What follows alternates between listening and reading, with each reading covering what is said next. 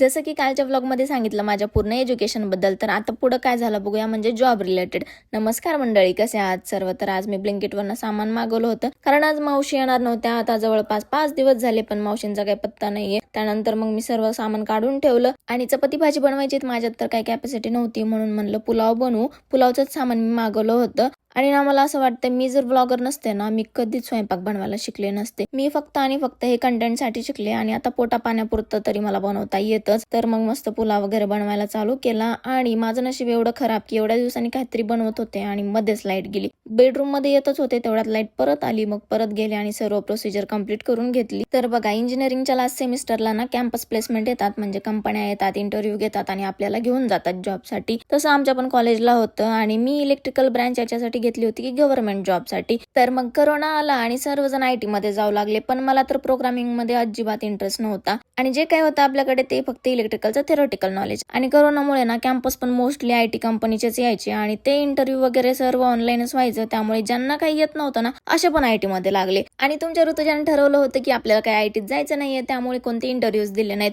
आणि त्यात मजेशीर गोष्ट म्हणजे माझा मेल बेस्टी आणि माझी फिमेल बेस्टी, आम्ही तिघं पण एक्झॅक्ट सेम सिच्युएशन मध्ये होतो. पण पुढे मग मी ठरवलं, आता हे इग्नोर करून नाही जमणार, आता काहीतरी करावं लागेल, म्हणून IT मध्ये जायचं ठरवलं. त्यासाठी पुढे काय केलं ते उद्याच्या व्लॉग मध्ये तुम्हाला बघायला भेटेल. Thank you so much for watching.